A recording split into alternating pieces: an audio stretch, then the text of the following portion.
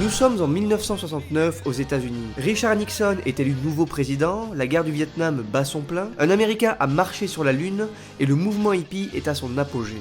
C'est donc une année décisive dans l'histoire de ce pays, mais également dans l'histoire du cinéma.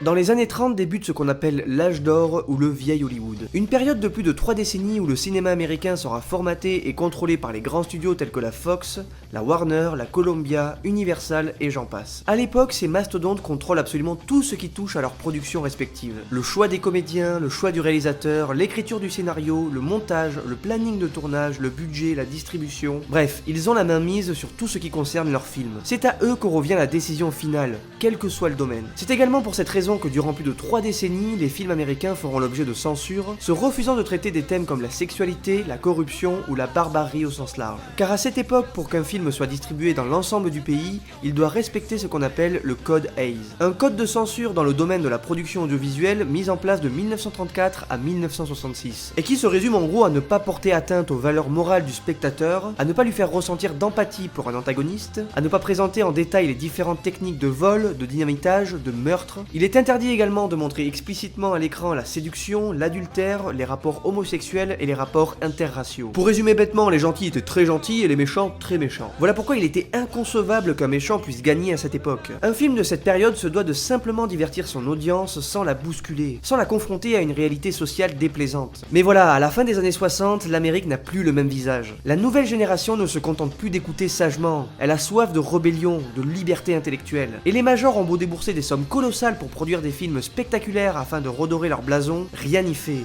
L'âge d'or est bel et bien terminé. Il laisse place à la génération sexe, drogue et rock'n'roll qui fera émerger ce qu'on appelle le nouvel Hollywood. En 1967, le code Hays est totalement abandonné. Suite à ça, des films engagés comme Bonnie and Clyde, Easy Rider ou encore La Nuit des Morts Vivants se frayent un chemin à Hollywood et connaissent un véritable succès. Les réalisateurs ont désormais la main mise sur leurs œuvres. C'est eux qui contrôlent leurs films, du scénario au montage final. Leur vision n'est plus entachée par les majors, la liberté est totale. Et cette liberté va faire émerger de grands talents durant les 70s comme Martin Scorsese, Francis Ford Coppola, Steven Spielberg, George Lucas et bien d'autres. Voilà en quoi l'année 1969 est très importante dans l'histoire du cinéma américain. Elle fera le pont entre 2 générations, entre 2 styles de création. Elle verra sombrer dans la déchéance des stars dépassées à la Rick Dalton et verra émerger de nouveaux talents comme Sharon Tate. Une star de cinéma en devenir qui aurait dû être un des visages de ce nouvel Hollywood, mais qui malheureusement connaîtra un destin tragique en croisant la route d'un certain Charles Manson et sa famille.